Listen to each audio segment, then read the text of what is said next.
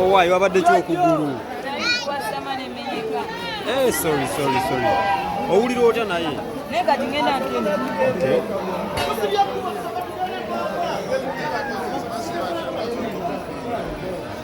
No, Rasta, tusikine pola.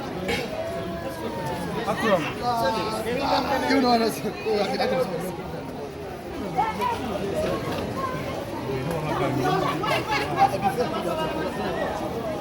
Kanzije.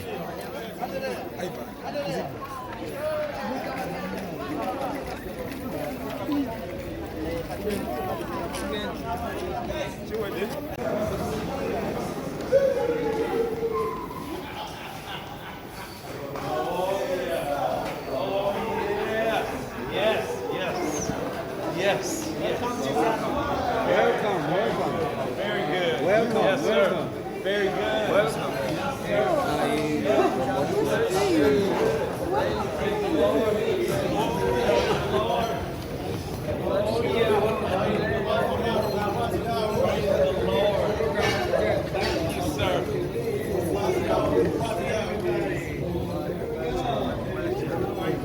Very good, very good. Yeah. Yes. Somebody's giving. Yeah. Video is right now. Yeah. Just wanted to give you guys a little brief.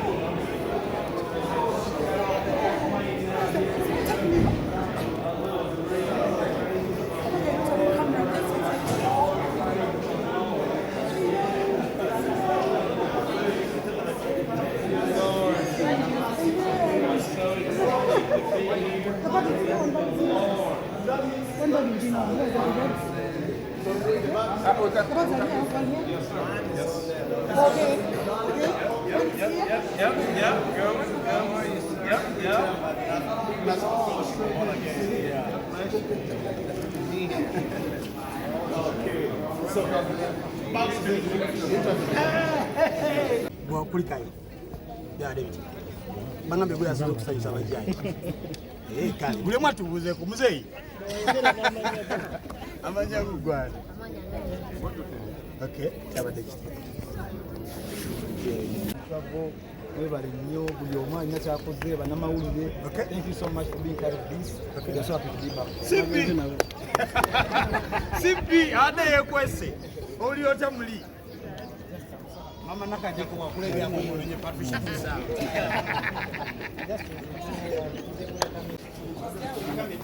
Chinteno.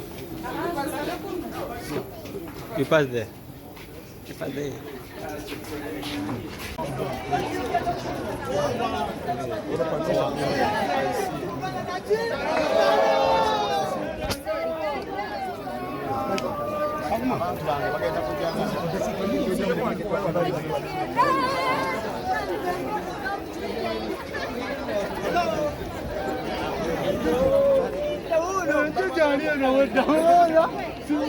Where is my baby?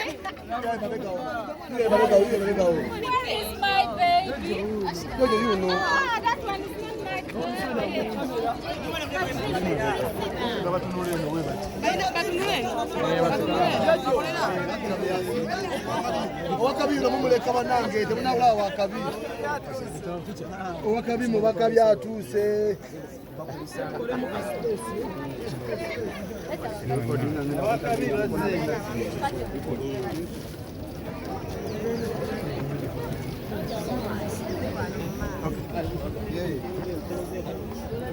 Audio. Anjaga muzindala bagenda okukodinga. YouTube. Let's go kinja. Muzindala omulange natandika.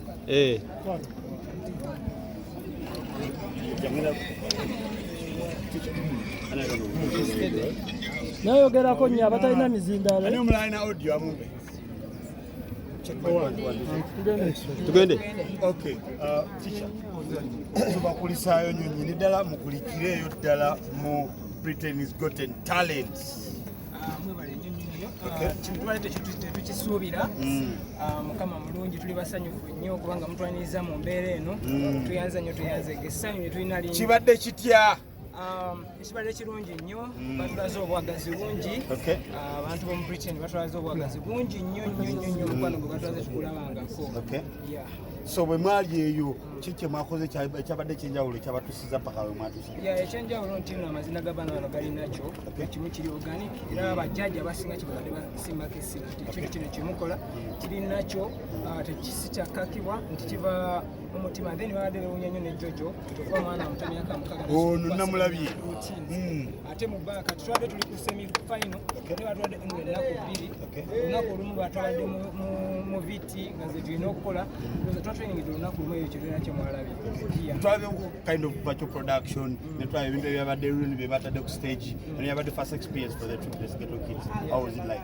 Ebintu ebimu byatusumbiyemu ne stage yennyini twakyuse ndowooza nga emirundi ng'esatu nga ziyite zisobola era ne bayiwako sipwe nga tezikwata paka batufunidde netufuna engatte esobola okukwatako ne batufunirako ne busolo obulala osobola okuba nga tukwasaganya ekintu ekyo. Ku final mwamalidde mu kifo kya 8 kya 6 mwawulidde mutya nga temuwangudde because eggwanga lyonna nalabadde tumuwulidde mmwe?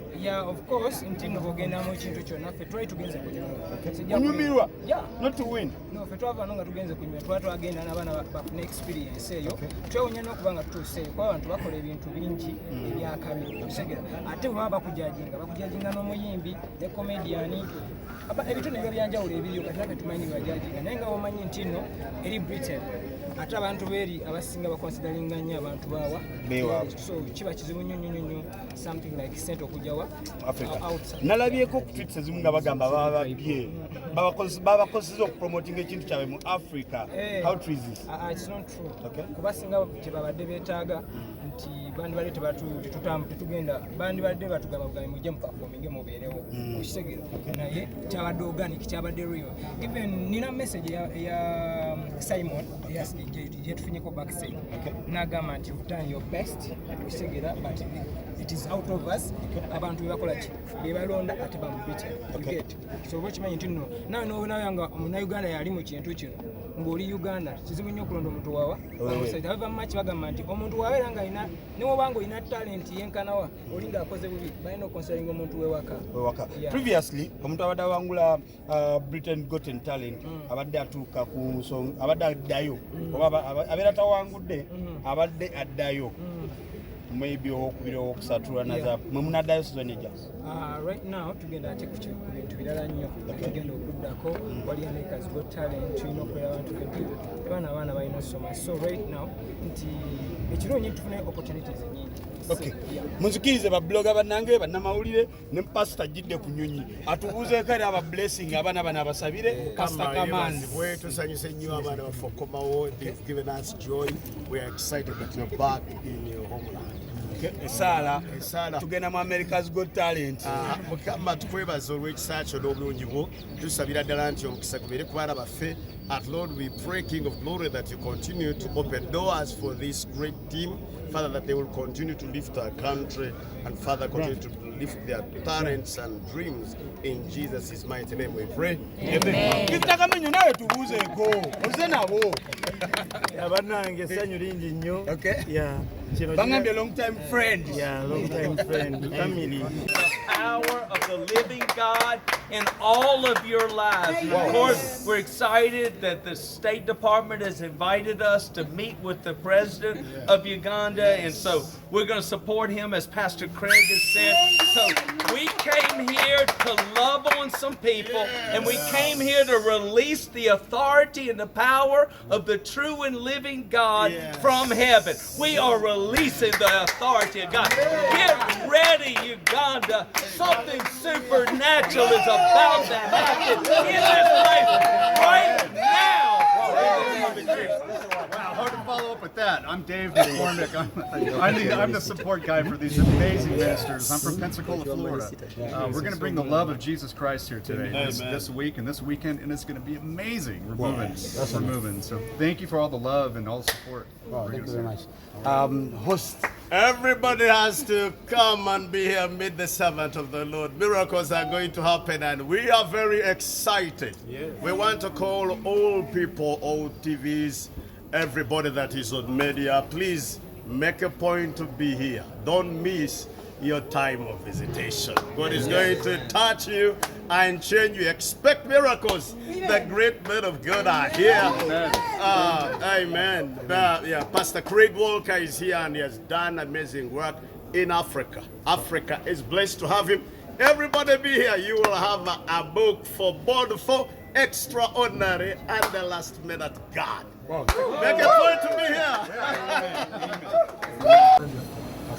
The team is all here. We're so glad that we're here. So how does it feel to be in Uganda for the first time? Well, from all the work we've done, coming with so many friends and people that love us, and we love them. It's What are your expectations while you're? we're going to see God do mighty things. We're going to see signs and wonders and miracles, and we're going to support the president of Uganda and hold up his hands because he's a champion of the world right now. Yes. He's taken on Goliath, and he is God's champion right now. So these are all your friends. You have come with them, yeah? Yes, Gary Bryant from Oklahoma. It's a pleasure to be a part of the missions team. Excited about spreading the good news here in Uganda. Thank you for letting us be a part of your family of faith. And we want to partner together for the greater cause.